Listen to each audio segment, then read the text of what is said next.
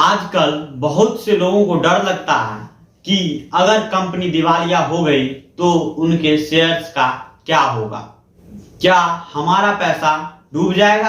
अगर आपको भी जानना है कि आपके शेयर्स के वैल्यू का क्या होगा तो बने रहिए हमारे साथ, क्योंकि हम आपको बताने वाले हैं सबसे आसान भाषा में। तो इसी से जुड़ा हुआ एक केस है सिंटेक्स कंपनी का, जो कुछ दिन पहले ही इंसॉल्वेंसी के लिए फाइल की थी। तो अब हम लोग देखेंगे कि इस कंपनी के रिटेल शेयर होल्डर्स के साथ क्या होगा, और ये भी जानेंगे कि अमूमन इस तरह के केस में रिटेल शेयर होल्डर्स के पैसे के साथ क्या होता है। तो आपने सुना होगा कि बहुत सी कंपनी अपने आप को दिवालिया घोषित करती है। तो हम लोग जानेंगे आखिर क्यों कोई कंपनी अपने आप को दिवालिया घोषित करती है। जब किसी कंपनी का टोटल लायबिलिटी टोटल एसेट से ज्यादा हो जाती है और कंपनी अपने लोन चुकाने में असमर्थ हो जाती है, तो इस हालात में कंपनी अपने आप को दिवालिया घोषित कर देती है।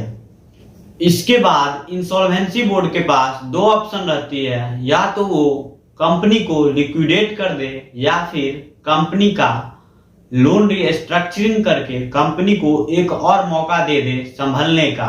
हम आपको जानकारी के लिए बता दें कि कांग्रेस की सरकार में विजय माल्या की कंपनी किंगफिशर का लोन रीस्ट्रक्चरिंग किया गया था, लेकिन लोन लेने के बाद माल्या इस तरह बिल में घुसे कि बैंक और इंडियन गवर्नमेंट अभी भी लठ लिए माल्या को खोज रही है। लेकिन माल्या साहब अभी भी फन बिदकाए लंदन में छुपे हुए हैं।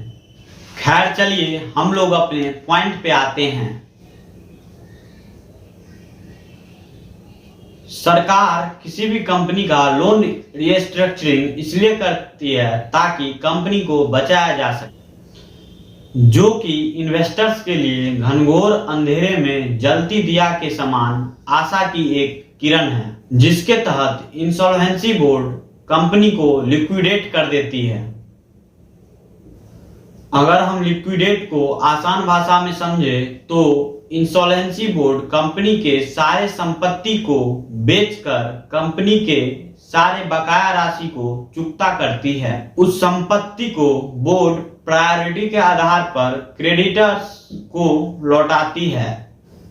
अगर आसान भाषा में बात करें तो किसी भी इवेंट में आपने देखा होगा कि पहले वीवीआईपी सीट होता है, फिर वीआईपी सीट होता है, फिर आम आदमी की बारी आती है। ठीक यही फॉर्मूला सरकार पैसे लौटाने में उपयोग करती है। सबसे पहले लिक्विडेटर एंड कोर्ट को उसका चार्ज दे दिया जाता है, फिर उसके बाद secured creditor, then due wages of the employ of that company, then financial debts payable to the unsecured creditor, then government dues, then preference shareholder and at last equity shareholder। इतना ही नहीं, और सुनिए, हम जैसे इक्विटी शेयर होल्डर को company के face value के हिसाब से पैसा मिलता है, ना कि मार्केट वैल्यू के हिसाब से। और फेस वैल्यू और मार्केट वैल्यू को एक समझने की गलती कदाचित ना करें। जैसे कि एमआरएफ का शेयर वैल्यू लगभग 67,000 के आसपास है, लेकिन एमआरएफ का फेस वैल्यू महज 10 रुपया है। So guys, liquidity of a company is really a nightmare for the investors of that company. इसलिए मार्केट कहती है समझ समझ के समझ को समझो, समझ समझना भी एक समझ है, समझ समझ के जो ना समझे मेरी समझ में वो ना समझ है। तो इसी तरह मार्केट के बारीकियों को समझने के लिए बने रहे डेयर टू ट्रेड के साथ।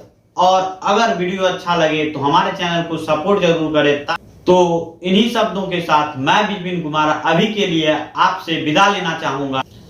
फिर मिलेंगे अगले वीडियो में, और देखते रहिए डेयर टू ट्रेड। और जाते जाते सिंटेक्स कंपनी के शेयर होल्डर के बारे में जरूर बताएं। उम्मीद है इतनी जानकारी प्राप्त करने के बाद आप कमेंट सेक्शन में जरूर बता पाएंगे। Thank you.